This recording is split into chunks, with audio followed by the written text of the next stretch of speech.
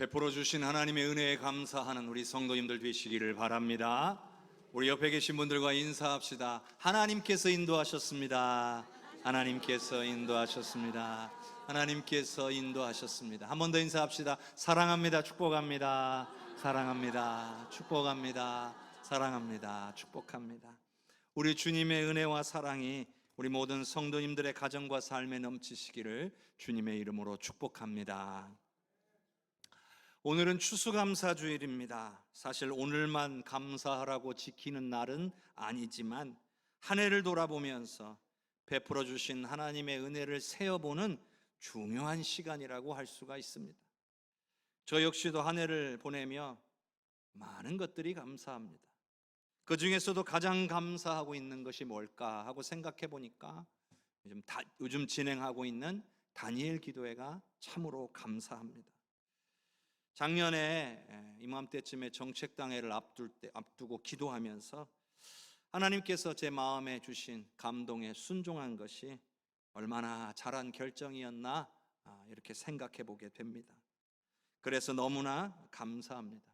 21일간의 은혜로운 일정이 이제 오늘 밤을 포함해서 딱 3번 남았습니다. 은혜 자리에 있는 것이 얼마나 좋은 것인지 다시 한번 깨닫는 그런 시간이었고요. 하나님의 말씀과 또 간증을 듣는다는 것이 나의 신앙생활에 얼마나 유익한 것인지를 재확인하는 시간이기도 했습니다.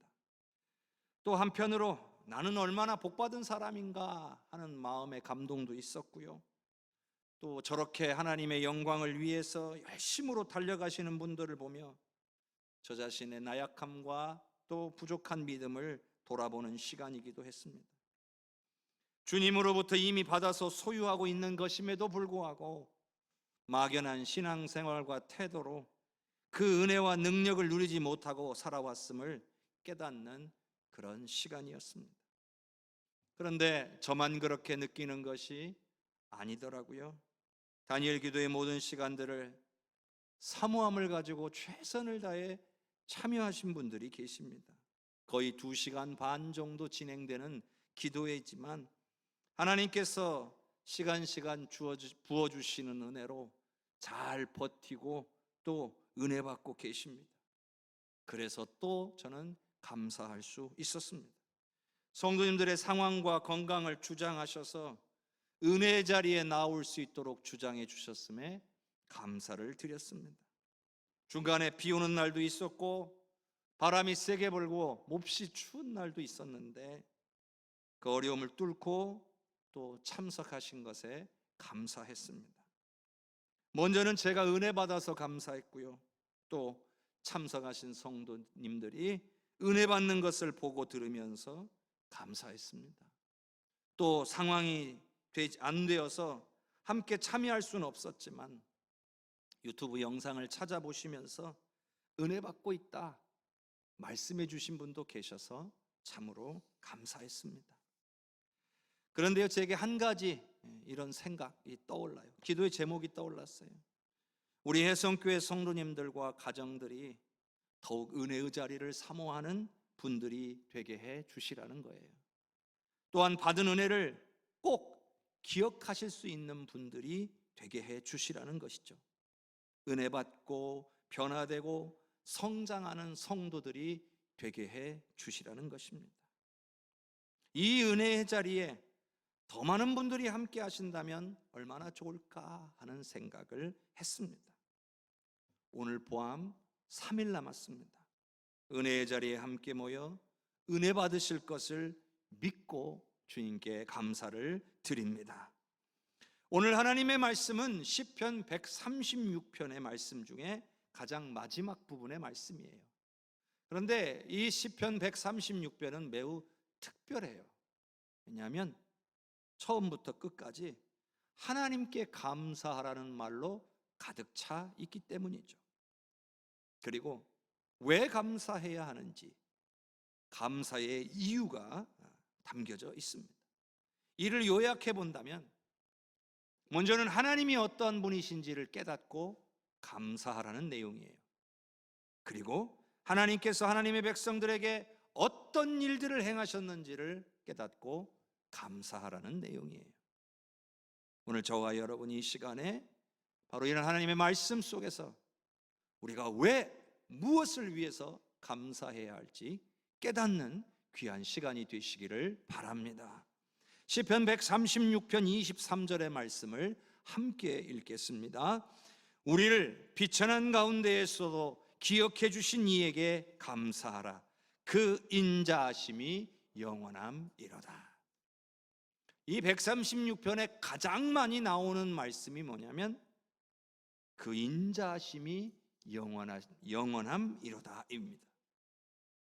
우리가 하나님께 감사해야 될 가장 중요한 이유는 하나님이 인자하시기 때문이라는 거죠. 여러분, 성경에서 인자하시다라는 것은 어떤 뜻이냐면 사랑이 넘친다는 뜻이에요. 하나님께서 우리를 사랑하지 않으셨다면 우리는 구원받을 길이 없다는 것을 깨달아야 하는 것입니다. 왜냐하면 우리는 구원받을 자격을 갖추지도 못했고 또 갖출 수도 없기 때문이에요.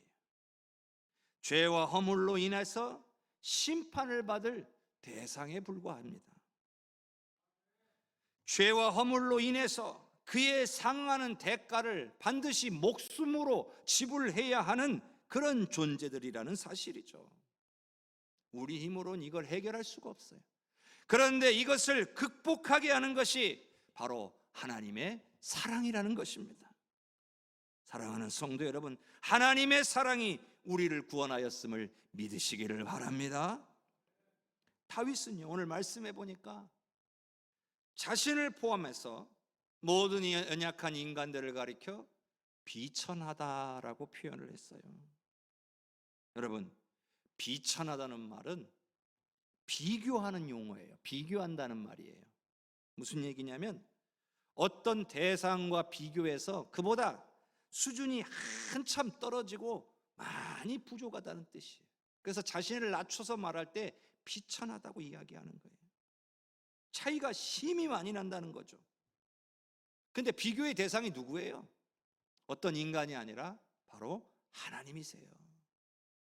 하나님을 바라보니까 하나님의 위대하심과 하나님의 높으심을 보면서 그 앞에 한낱 피조물에 불과한 나는 얼마나 연약하고 부족한 존재인가, 비천하고 또 비천한 존재다라는 생각을 하게 된 거예요. 그런데요, 사람들 사이에도 신분이나 계급의 차이가 존재하는 경우가 있죠. 우리나라 과거 역사에도 보면 왕족이 있고 귀족이 있고 양반이 있고 평민이 있고 노예도 있고 천민도 있고 그러던 시대가 있었어요. 또 요즘 시대에는요, 그런 계급적인 구분은 없지만 소위 돈이나 사회적 위치로 사람들을 차별하는 그런 경우도 있어요. 또 다른 의미의 신분의 차이가 생겨나고 있죠. 소위 힘을 가진 사람들, 높은 위치에 있는 사람들, 가진 것이 많은 사람들이 그렇지 못한 사람들을 비천하게 여기고 무시하거나 외면하는 경우들이 종종 있죠. 그런데 하나님과 오늘 우리의 관계는 이런 인간들 사이에, 사람들 사이에 이 사이와는 비교조차 할 수 없는 엄청난 차이가 있다는 거예요. 위대하신 하나님 앞에서 우리는 비천하고 또 비천한 존재일 수밖에 없는 거예요. 그러니 하나님께서도 우리를 무시하고 외면하신다고 해도 사실 아무 할 말이 없어요. 죄와 허물로 인해 죽어가도 신경조차 쓰지 않아도 왜 그렇게 하셨냐고 불평할 수도 원망할 수도 없는 거예요. 그런데 놀랍고 감사한 것은 오늘 말씀해 보면 우리를 비천한 가운데서도 기억해 주신 이에게 감사하라 라고 하였어요. 이 말은 하나님은 죄와 허물로 인해 죽을 수밖에 없는 우리들을 기억하셨다는 거예요. 무시하고 외면하신 것이 아니라 심지어 사랑하셨고 구원해 주시기까지 하셨다는 거예요. 하나님이 우리를 기억해 주신 결과인 거예요. 에베소서 2장 1절부터 5절까지 우리 한번 천천히 그 뜻을 생각하면서 함께 읽어보겠습니다. 그는 허물과 죄로 죽었던 너희를 살리셨도다. 그때에 너희는 그 가운데서 행하여 이 세상 풍조를 따르고 공중의 권세 잡은 자를 따랐으니 곧 지금 불순종의 아들들 가운데서 역사하는 영이라. 전에는 우리도 다 그 가운데서 우리의 욕심을 따라 지내며 육체와 마음에 원하는 것을 하여 다른 이들과 같이 본질상 진노의 자녀이었더니 긍휼이 풍성하신 하나님이 우리를 사랑하신 그 큰 사랑을 인하여 허물로 죽은 우리를 그리스도와 함께 살리셨고 너희는 은혜로 구원을 받은 것이라. 아멘. 성도 여러분, 하나님이 우리를 기억하지 않으셨다면, 하나님이 우리를 사랑하지 않으셨다면 저와 여러분은 어떻게 되었겠습니까? 허물과 죄로 말미암아 영원히 죽을 수밖에 없는 거예요. 그러나 하나님이 기억하셨기 때문에, 하나님이 우리를 사랑하셨기 때문에 예수님의 십자가와 부활을 통해서 우리를 살리신 거예요. 여러분, 이 놀라운 은혜가 우리의 마음속에서 분명하게 믿어지는 역사가 일어나야 되는 겁니다. 그리고 기억해야 돼요. 기억해서 날마다 삶 속에서 감사하며 살아야 하는 것이죠. 얼마나 큰 은혜를 받았는데요. 절대로 잊어서는 안 되는 은혜인 거죠. 감사하며 살아야 되는 거예요. 그런데 놀랍게도 이 은혜를 우리는 쉽게 잊고 삽니다. 알기는 잘 알지요. 주님이 우리를 구원하셨다는 거, 하나님이 우리를 사랑하신다는 거 우리 다 알고는 있어요. 그런데 평소에 우리가 살아가면서 감사를 잘 못해요. 왜 그러는 걸까요? 이렇게 큰 은혜를 받았는데 왜 감사하지 못하는 걸까요? 세상에요, 여러분, 구원받은 것보다 더 큰 은혜라는 게 있을 수가 있습니까? 이 세상에서 엄청난 부와 성공이 우리의 영혼의 문제보다 더, 영혼의 구원보다 더 소중할까요? 그렇지 않습니다. 세상의 부와 성공은 딱 이 땅에 사는 동안밖에 필요하지 않아요. 그러나 우리의 영혼의 구원은 우리의 영생하는 삶을 주관하는 거예요. 그런데 왜 우리는 감사하지 못하는 걸까요? 그것은 은혜를 묵상하는데 실패하기 때문이에요. 은혜의 자리, 말씀의 자리에서 점점 멀어지기 때문에 은혜를 기억하는 데에 있어서 실패하는 거예요. 여러분, 이렇게 생각해 보세요. 은혜의 자리를 사모하지 않는 사람이 하나님께 감사를 잘 할까요? 저는 불가능하다고 봅니다. 끊임없이 지속적으로 은혜를 공급받아야 여러분 감사도 끊어지지 않는 겁니다. 한 번 받은 은혜로 늘 감사하며 사는 사람들은 없어요. 다윗은요, 환난 중에도, 쫓기는 중에도 항상 하나님을 묵상했습니다. 하나님이 얼마나 위대하신가를 깨달았고요, 그 앞에서 나는 얼마나 비천한 존재인지를 깨달았던 거예요.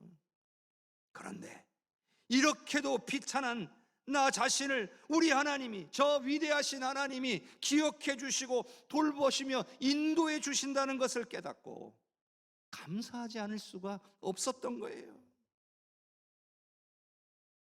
사랑하는 성도 여러분, 어떠한 상황에서도 하나님을 묵상하고 하나님을 찾고 구해야 할 줄로 믿습니다. 그래야 자신의 연약함도 깨닫게 되고 하나님의 위대하심과 전능하심도, 존귀하심도 깨닫게 되는 거예요.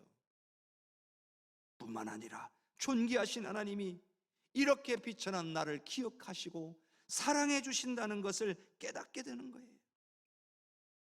바로 그런 깨달음을 우리가 받을 때마다 하나님 앞에 감사하는 신앙인이 될 수가 있는 겁니다.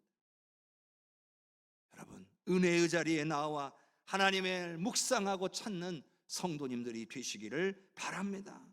하나님께서 기억하시고 사랑하신다는 것을 깨닫고 감사하는 성도님들이 되시기를 주님의 이름으로 축복합니다. 시편 136편 24절을 함께 읽겠습니다. 우리를 우리의 대적에게서 건지신 이에게 감사하라. 그 인자하심이 영원함이로다. 여러분, 우리의 구원은 단지 죄와 허물의 문제만 해결되고 죽으면 천국 가는 것, 그 정도가 끝이 아닙니다. 죄와 허물의 문제가 해결된 배경에는요, 중요한 영적인 원리가 담겨져 있어요. 그건 뭐냐면, 죄와 허물로 인해 우리는 과거 원수마귀에게 속한 존재들이었다는 거죠. 그런데 예수 그리스도의 십자가의 은혜로 우리는 이제 원수마귀에서 벗어나 하나님의 자녀가 된 줄로 믿습니다. 이 말은요, 더 이상 우리는 원수마귀에게 속한 자가 아니라는 거예요. 우리는 이걸 분명히 알아야 합니다. 자, 에베소서 2장 1절과 2절을 다시 한번 읽어보겠습니다. 그는 허물과 죄로 죽었던 너희를 살리셨도다. 그때에 너희는 그 가운데서 행하여 이 세상 풍조를 따르고 공중의 권세 잡은 자를 따랐으니 곧 지금 불순종의 아들들 가운데서 역사하는 영이라. 여러분, 예수 믿기 전에 우리의 모습을 가장 정확하게 표현해 주고 있는 말씀이에요. 허물과 죄로 인해서 우리는 이미 죽은 존재들이었다는 거예요. 그리고 그렇게 허물과 죄로 죽은 상태에서 이 세상의 풍조를 따랐고 공중의 권세 잡은 자를 따랐다는 거예요. 근데 여러분, 이게 우리 선택이 아니에요. 우리의 의지와는 관계가 없어요. 허물과 죄가 우리를 그렇게 만든 거예요. 우리 안에 죄와 허물이 있기 때문에 그 죄와 허물 때문에 우리는 세상의 풍조를 따르고 불순종의 아들들에게 역사하는 그 영을 따르며 살게 되었다라는 거예요. 그런데 이 공중의 권세 잡은 자가 바로 불순종의 아들들 가운데서 역사하는 영적인 존재, 바로 원수 마귀를 가리키는 거예요. 여러분, 죄와 허물을 해결받지 못하면 생물학적으로는 살아있을지 몰라도 영적으로는 죽은 자예요. 또한 원수 마귀에 속한 자예요. 구원받을 수 없는 상태라는 말이죠. 그런데 예수님의 십자가가 우리의 죄와 허물을 해결했을 뿐만 아니라 이제 우리를 원수 마귀로부터 자유케 한 거예요. 예수님의 십자가는 우리의 죄의 사슬을 끊어내는 승리였던 거예요. 이것을 믿으시기를 바랍니다. 바로 저와 여러분이 예수님을 믿음으로 얻게 된 구원의 은혜인 거예요.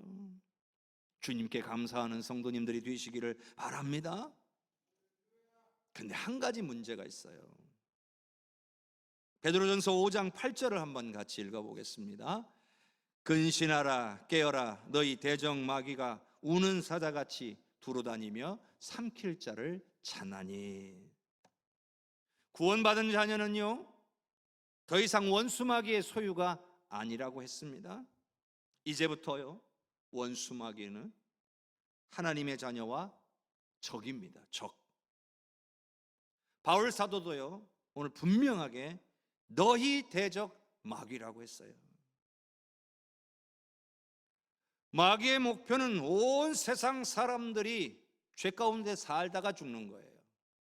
즉, 구원받지 못하는 게 원수 마귀의 목표예요. 그런데 하나님의 목표는 뭐예요? 온 천하 만민이 구원을 받는 거예요. 목표가 서로 충돌하잖아요. 그러면 이게 뭐예요? 적이 될 수밖에 없는 거예요. 우리는 예수님을 믿음으로 하나님의 소유가 됐어요. 그러니 예수 믿는 순간부터 마귀는 우리의 적이에요. 싸우기 싫어도요, 적이에요. 화친하자, 평화를 조약을 맺자 할 수도 없는 대상이에요. 원수 마귀는 끊임없이 우리를 공격합니다. 그런데 이걸 전혀 모르면, 이걸 깨닫지 못하고 살아가면 대수롭지 않게 여기면 결국 마귀에게 공격받고 넘어지거나 실족하는 사람들이 생겨요. 하나님을 떠나버리고 신앙생활을 쉬는 사람들이 생기는 거예요. 그래서 오늘 바울 사도가 뭐라고 말합니까? 근신하라, 깨어라, 이렇게 말씀하는 거예요. 경계하라는 거죠. 안일하게 대처하지 말라는 거예요. 우리의 대적인 원수 마귀가 호시탐탐 우리를 공격할 기회를 노리고 있고 또 공격하고 있다는 것을 기억하고 있으라고 권면하는 겁니다. 그런데 우리에게 참으로 감사한 것이 있어요. 하나님이 이미 우리를 원수 마귀의 손에서 건져내셔서 하나님의 자녀를 삼아 주셨다는 거예요. 다윗이요, 오늘 이렇게 고백하잖아요. 우리를 우리의 대적에게서 건지신 이에게 감사하라. 여러분, 이 말씀을 우리가 묵상하며 오늘 우리도 또한 우리의 대적인 원수 마귀로부터 하나님께서 우리를 구원해 주셨다는 사실을 기억하고 감사해야 할 줄로 믿습니다.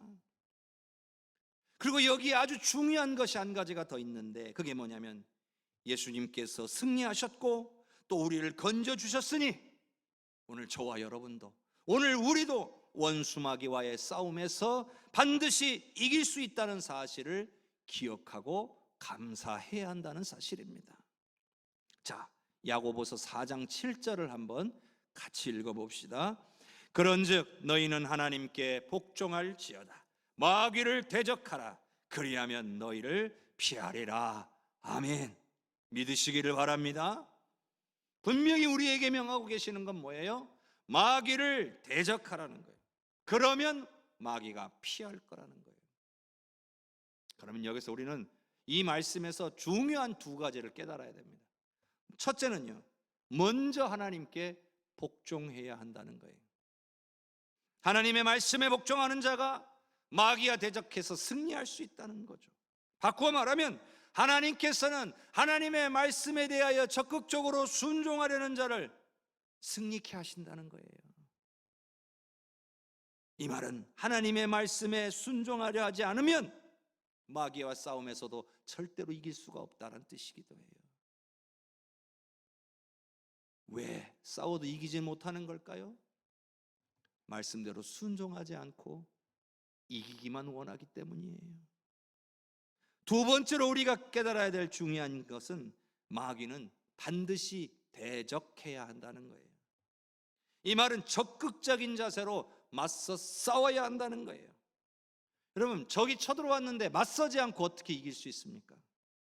피하기만 하겠습니까? 못 피합니다.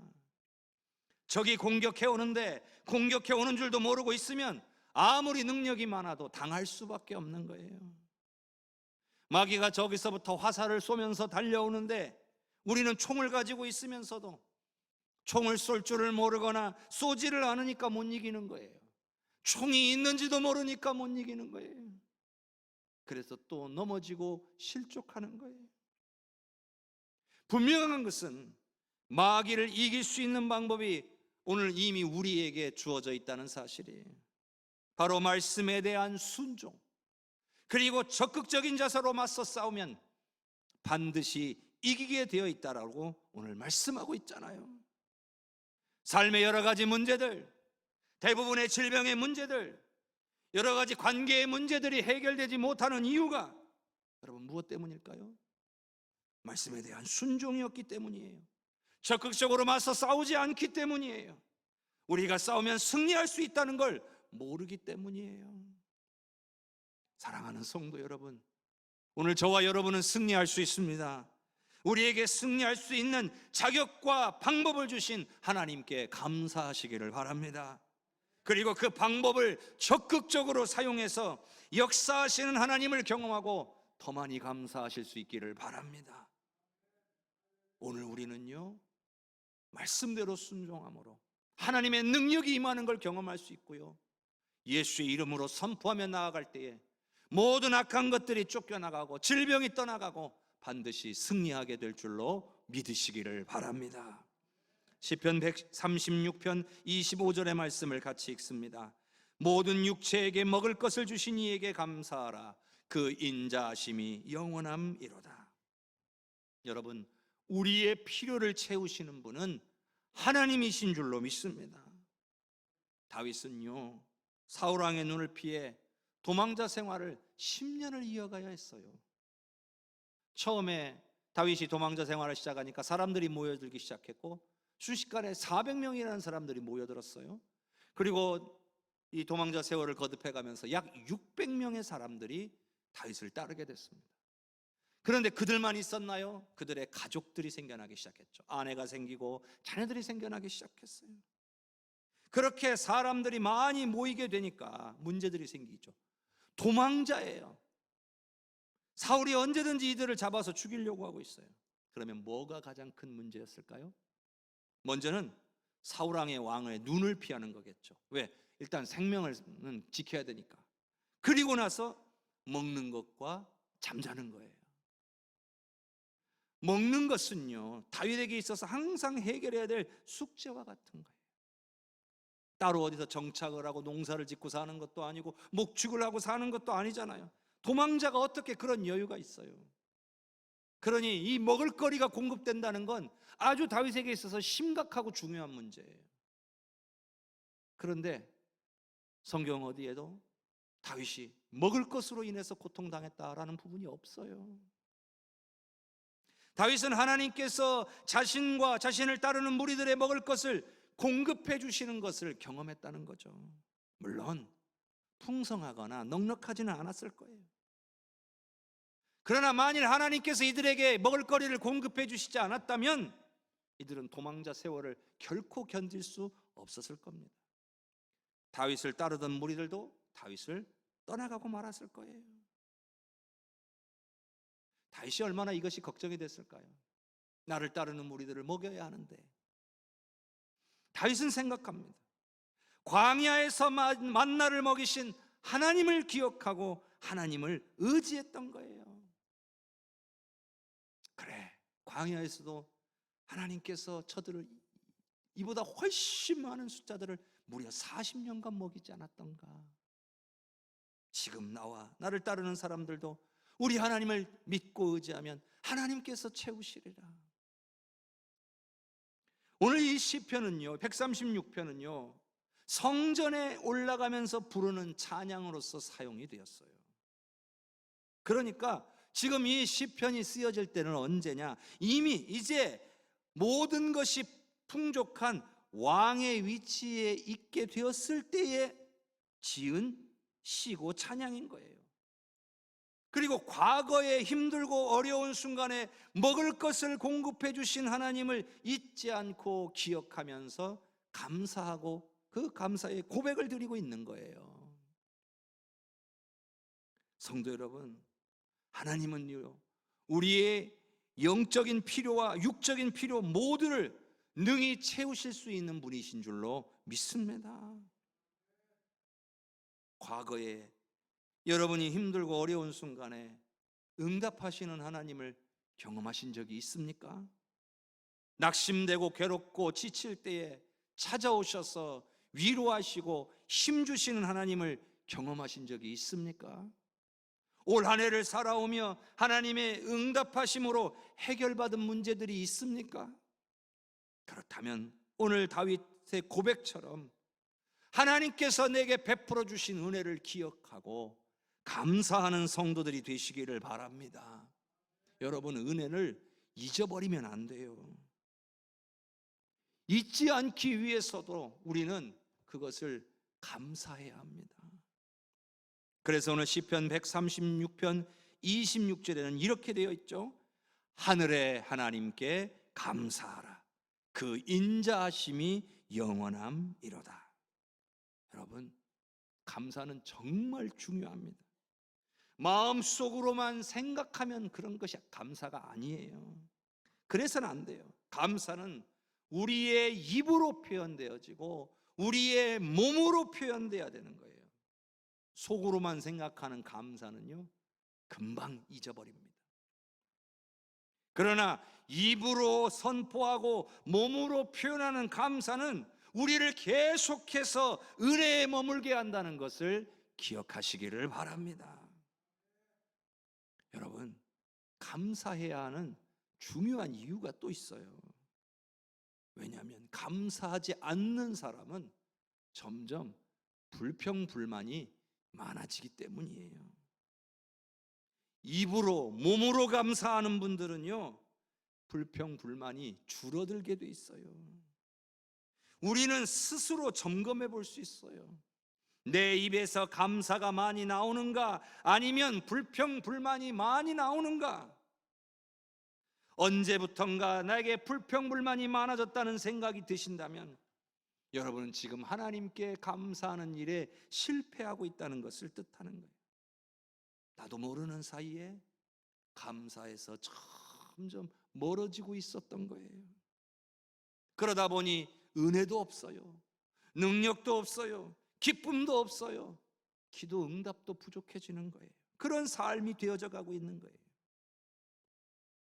감사는요, 우리에게 은혜를 가져다 줍니다. 감사는요, 우리에게 능력을 가져다 줍니다. 감사는요, 우리에게 기쁨이 넘치게 합니다. 사랑하는 성도 여러분, 여러분은 지금 무엇을 감사하며 살고 계십니까? 찬송가 중에, 가사 중에 받은 복을 세어보아라 라는 가사가 있잖아요. 받은 복을 세어보려는 노력이 있어야 그 은혜와 복을 깨닫게 되고 비로소 감사하며 살아갈 수 있는 거예요. 그냥 살다 보면 잊고 살아요. 근데 일부러 하나님이 내게 주신 은혜가 뭐냐, 받은 복이 뭐냐, 이걸 세어보려고 하면 아, 이런 복도 내가 받았구나 깨달아지는 역사가 일어나는 거예요. 오늘 추수감사주일이잖아요. 오늘 그냥 오늘 예배 드리는 것으로 끝내지 마시고 여러분 가정으로 돌아가셔서 한 해를 쭉 돌아보면서 하나님이 주시는 은혜가 뭐였나, 무엇이 감사했나 하나하나 세어보실 수 있기를 바랍니다. 그리고 그렇게 세어보고 입으로도 감사하시고 몸으로도 감사하는 성도님들이 되시기를 주님의 이름으로 간절히 축원합니다.